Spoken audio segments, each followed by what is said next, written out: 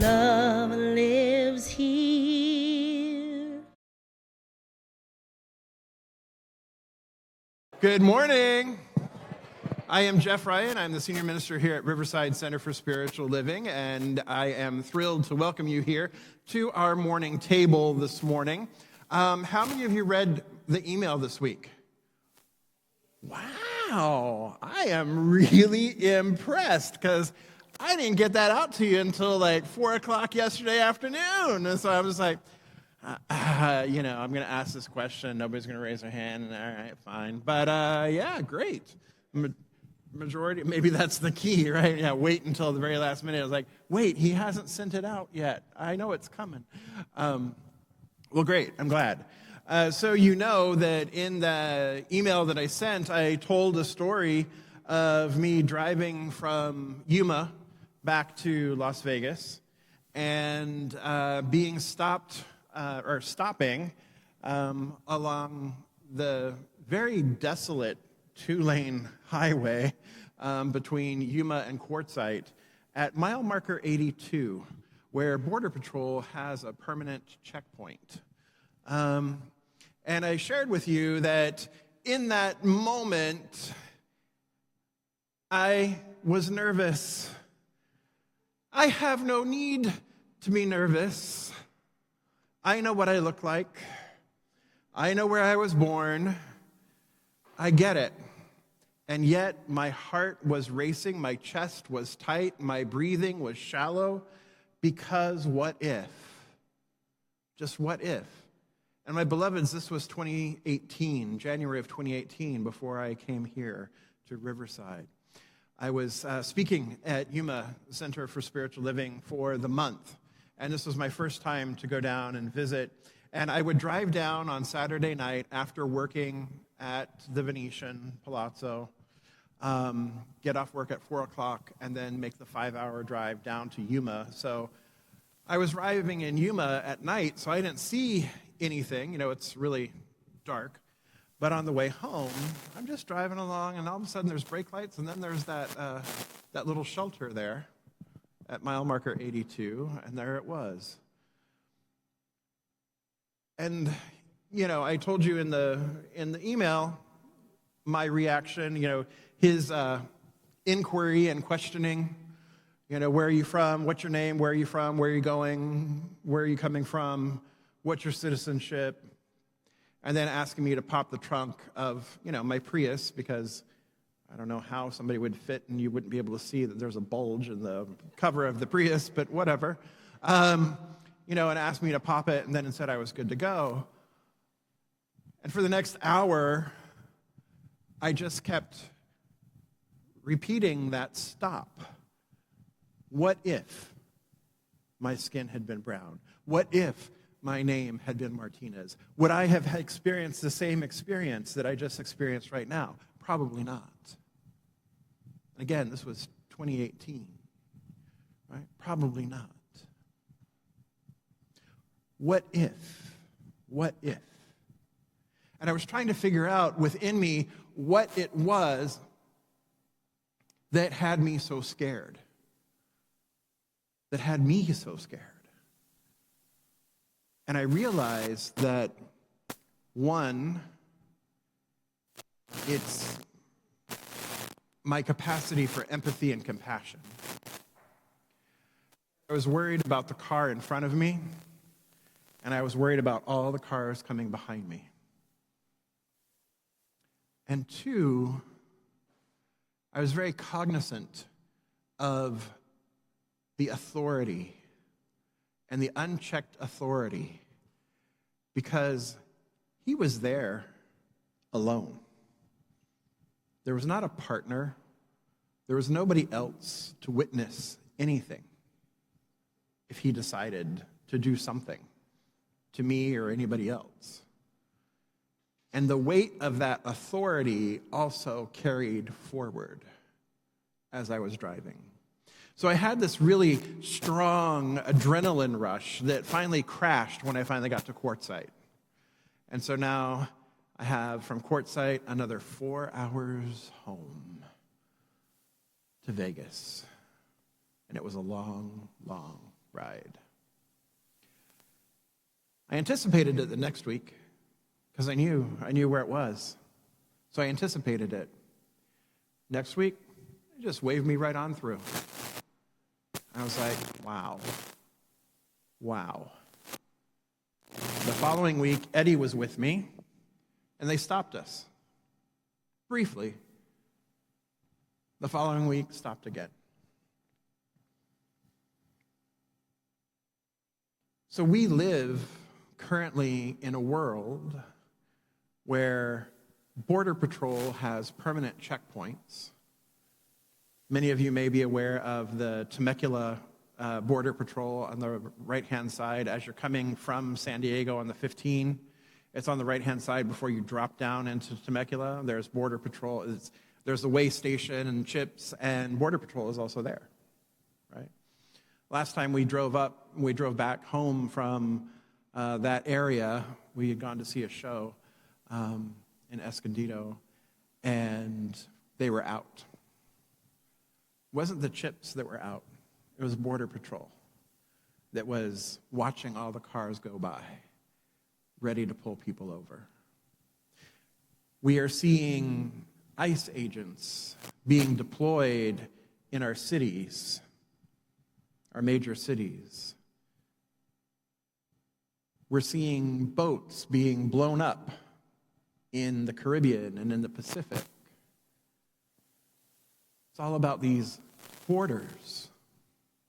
Borders.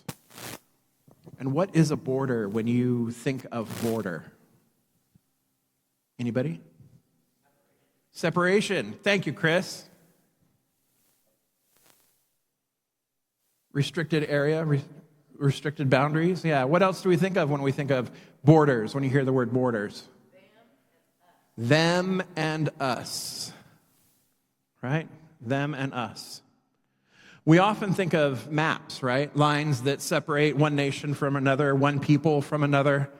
But the truth is that the most restrictive borders that we have, my beloveds, are not drawn on land. They're drawn in the mind and in the heart. Let me say that again. The most restrictive borders that we have are not drawn on land. They're drawn in the mind and in the heart. In fact, most borders that we face on a daily basis are the internal borders. There's an internal border patrol that stamps approved or denied on people we don't yet understand. Borders appear every time we say those people, that culture, their beliefs. They show up wherever we decide who's in and who's out. Like Heidi Klum on, Project Runway. One day you're in, the next day you're out. Who belongs and who doesn't?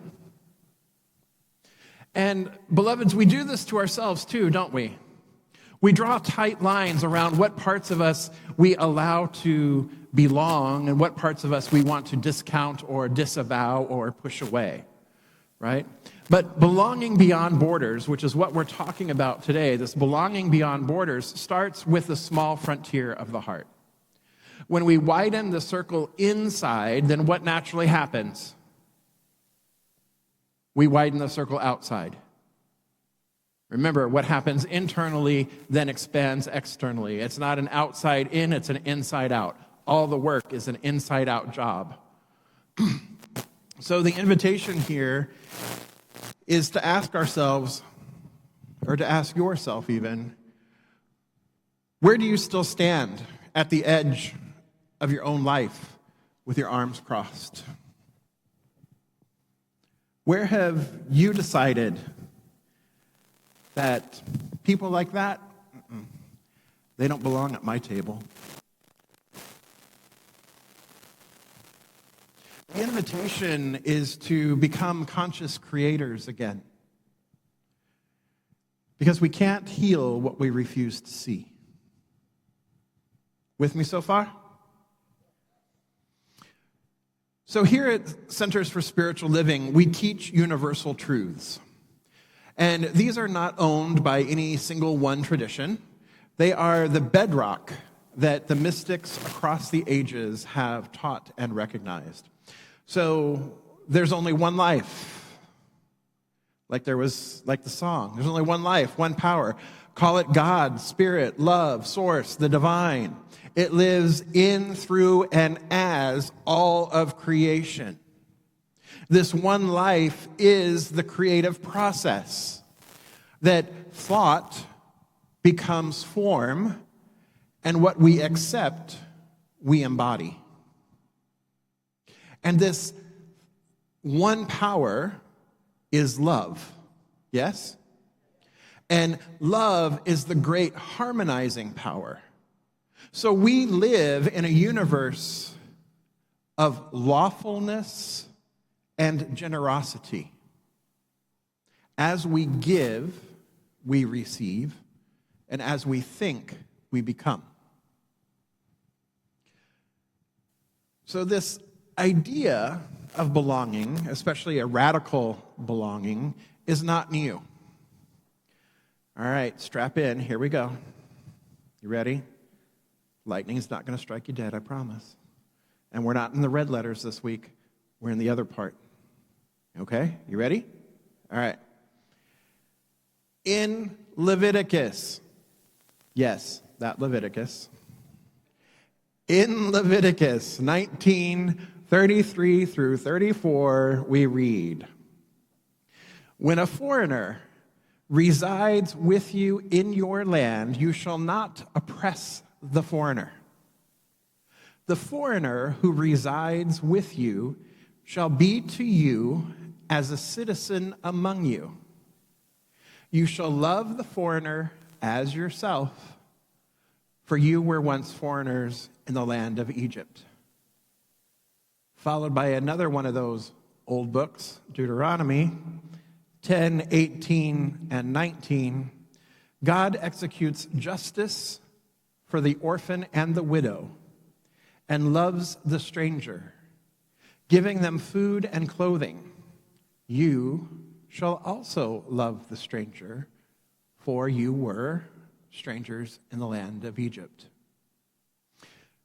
So these verses set both a moral and spiritual standard that is rooted in empathy. You know what it feels like to be an outsider, so love others as if they were your own. Right? It's the golden rule. It's basically the golden rule. Do you unto yourself as you would have them do unto you. And as I teach here, and as we teach here, we teach the platinum rule, which is even higher. Do to others what they wish for you to do to them. Right? Treat others the way they wish to be treated. Because that's taking in the cultural competency. That's taking in the broader perspective that, there are some people who don't want me to treat them the way I treat myself. Right? They might not be down with that. So the cultural competency, the cultural opportunity then is to treat them the way they wish to be treated, which means you have to open your eyes and be curious and creative and be willing to learn about another person, about their culture, about their experience. You have to get proximate. You have to get close to. You have to get to know people in order to be able to do this.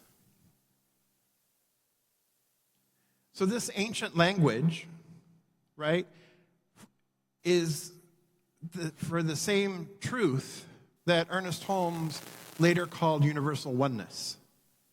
It's the same idea that mystics, prophets, and poets have always known, that love has no favorites and spirit draws no borders.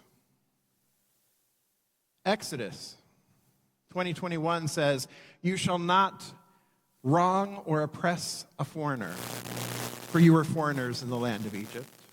And Deuteronomy once again adds, "You shall not deprive a foreigner or an orphan of justice. Remember that you were a slave in Egypt, and the Lord your God redeemed you." So these passages remind us that justice is love made visible. The definition of justice is love made visible. They tell us that compassion isn't a feeling, it's a practice.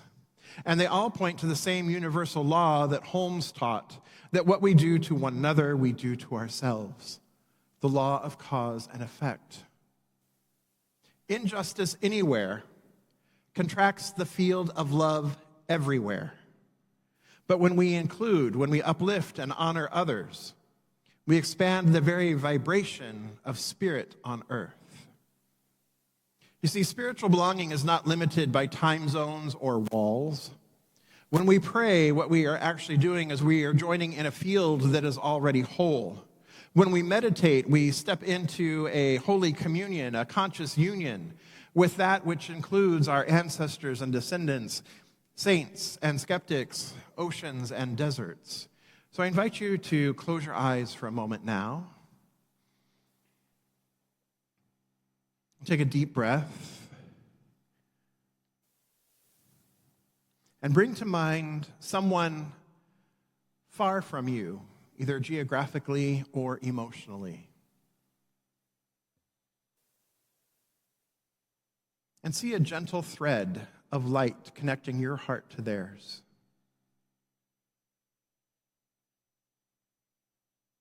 And with each breath, allow the thread to widen until it becomes a beam.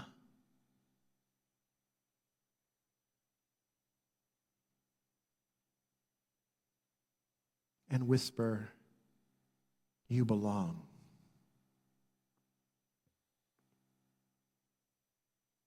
Now expand that light to include a people or a place that you read about or see on the news.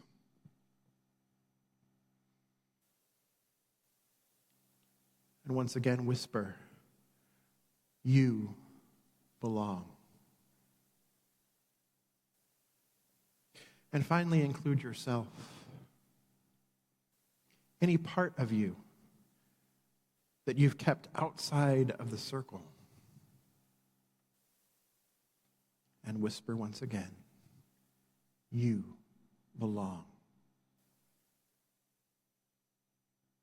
And take another deep breath. And notice any shift in your body as you open your eyes. The warmth that you're feeling is not imaginary. It's resonance with what's spiritually true. So our spiritual belonging does not require a passport, right? It's not determined by citizenship or religion or race. It's a belonging that transcends all time and space. It's a recognition that wherever we are at home in the divine. We are at home in God. The more we awaken to oneness, the less we fear difference. Because in truth, difference is not division. It's diversity in divine disguise. Every person, culture, language, color, faith, tradition is a sacred expression of the infinite. There's no other in God. There's only oneness appearing as diversity. Global belonging is not colorblind, nor is it culture blind. It is culture celebrating. It's the kind of belonging that recognizes that diversity is the infinite's way of showing off a little bit. Every variation of humanity is another brushstroke in the masterpiece of the divine. To belong globally is to refuse the small comfort of exclusion and to step into the vast compassion of inclusion. Ernest Holmes said, when we are surrounded by a creative mind which receives the direct impress of our thoughts and acts upon it. So therefore, our collective thought creates a collective field. Communities don't become inclusive by accident. We did not become this way by accident, my beloveds here. We speak the word, and then we walk the word. If there's one life, then every culture, language, and identity is that life expressing. Every single one. If love is the great harmonizing power, then love must be more than just warm feelings. Love becomes policies. It becomes invitations and practices that reflect dignity. So here, inclusivity and equity is not a slogan, it's a spiritual discipline. So here are a few things to think about of practicing inclusivity in our life. When we get curious before we get certain. Get curious before you get certain, because curiosity keeps the door open where certainty slams it. Notice who's missing. Inclusion asks, whose voice haven't we heard yet? Make room for discomfort. Growth, my friends, rarely feels tidy and neat. That discomfort can be the doorway. The messiness can be the doorway. Share power. Rotate the mic. Expand leadership. Listen deeply. And celebrate the difference without exoticizing it. We honor culture without turning it into objects or mascots. This is spiritual work for all of us to do. It asks us to remember that the one life is moving through many expressions. So how do we continue to live this beyond borders belonging? Learn the stories of others. Listen to someone whose difference whose experience is different from yours. Celebrate differences, as I mentioned, with curiosity, not with caution. Practice gratitude for the mosaic. Each flavor, color, rhythm, tradition adds to the richness of being human. Release the need to be right. When we surrender superiority, we open to a shared truth. And then pray and vision globally. Include the whole planet in your consciousness. Refugees, indigenous communities, nations at war, and those living in peace. Hold them all as part of the one life. So as we do this work, we will meet resistance. Our minds will prefer the familiar. We'll hear the whisper, what if I say the wrong thing? Anybody thought that? What if I say the wrong thing? Well, guess what? Perfectionism becomes a border too. Spirit doesn't require your flawlessness. It asks for your willingness. So if somebody tells you that you've missed the mark, you screwed up, you pushed a button, you crossed the line unintentionally, but you did it. That very thing that so many of us are worried about, saying the wrong thing. So if somebody tells you that, hey, Jeff, you missed the mark there, thank them for the courage to speak. Reflect back what you heard them say and ask what repair might look like. Frank, we've done this before, haven't we? Frank?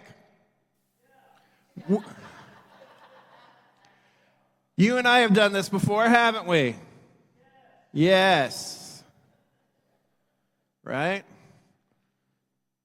I didn't realize I had done a no-no. Well, not that no-no. But I didn't realize I had made a mistake. Frank came and shared with me the mistake. And I thanked him for it. Because it takes a lot of courage to speak to someone, to let them know that, hey, ouch, that hurt.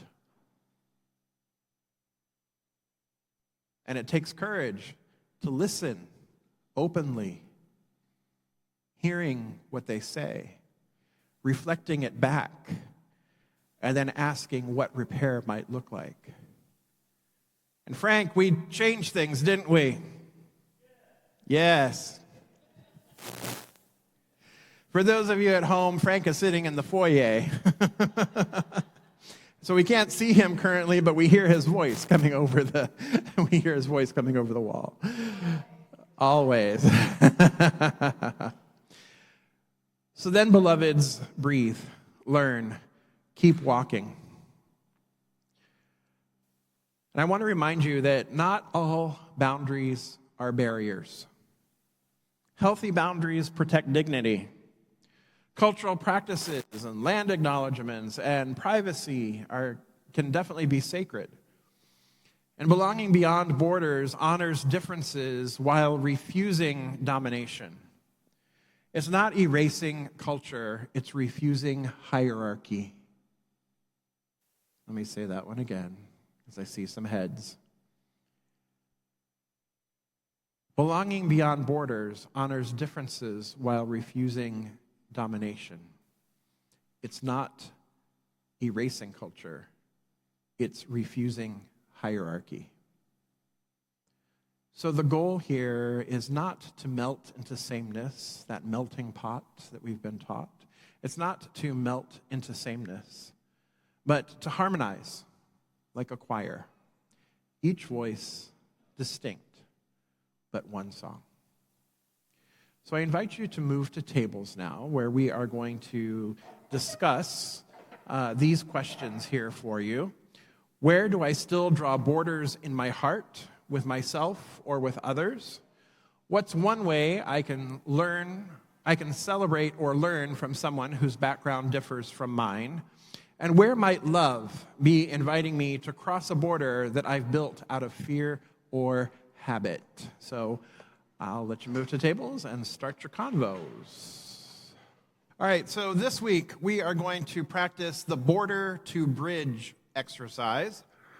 And so what you're invited to do is you're invited to, number one, name a border. So what that means is each night, take a quiet moment to reflect on one border that you noticed that day. It could be a judgment, it could be an assumption, or a moment of separation. And even the subtle ones like avoiding eye contact or dismissing a viewpoint could be a border, okay? Then two, you're going to cross it with curiosity. Ask yourself, what would it look like if I built a bridge here? And that could mean offering a kind word or learning more about somebody's story or simply replacing judgment with curiosity. So one, name a border. Two, cross it with curiosity. What would it look like to build a bridge? Three, bless the border. And what I mean by this is you just simply say, I transform borders into bridges through love. I transform borders to bridges through love. One more time. I transform borders into bridges through love. And then simply notice the ripple. Keep a small journal by your bed or a note on your phone, and each time you consciously choose connection over separation, jot down what's shifted for you, both inside and outside. All right? Sound like good homework for this week? All right. So, my beloveds, when we live from universal truth, we become safe harbors in a divided world. Our presence then says, you don't have to be like me to be with me.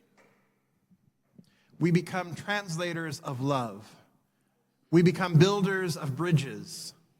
We become prophets of belonging, not by shouting at the borders of others, but by dissolving the borders within ourselves. As Ernest Holmes reminds us, the divine plan is one of freedom, not bondage. Bondage is not God-ordained. Freedom expands where belonging is practice. So let us, my beloveds, be a people of practice. and so it is. So, coming together in consciousness, recognizing here and now that there is just this one life, infinite and eternal, that is forever and expanding, that has no limitation, that is everywhere. Borders. It knows no limitation. It simply is expressing itself thoroughly and completely throughout the known universe and beyond, because it created the universe from itself, of itself. But it is not consumed by its creation. And so I recognize that I am one within this one, that the who of who I am is the divine made manifest, that I am the microcosm of the macrocosm.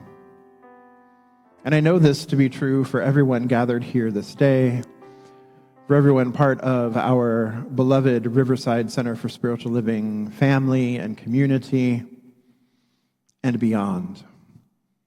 Because what is true in one place is true everywhere. And so I speak my word here and now, recognizing that this word itself knows no boundaries. So I speak into the world peace, joy, happiness, love, acceptance, inclusion, equity, and belonging. Recognizing that all life is part of the whole, the wholeness that is. Recognizing that there can be no separation.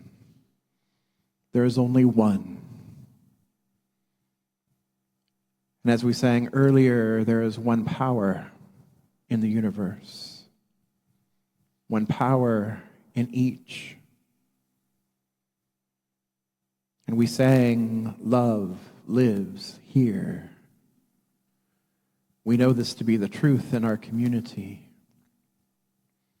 For we enjoy a beautifully rich, diverse, inclusive, equitable, and how good it is to be part of this community of love. A community of vibrancy, of varying cultures and languages, all coming together, celebrating our cultural differences, celebrating our unique expressions of the divine, celebrating life and love in all its magnificent glory and beauty. And so I give thanks for this. I give thanks for my beloved community here at Riverside CSL, for the consciousness that's here, for the love and action that is undertaken here as we spread love, spread light, spread joy, spread peace, spread belonging. And I release this word now, and so it is. So I invite you to stand and let's say this affirmation together.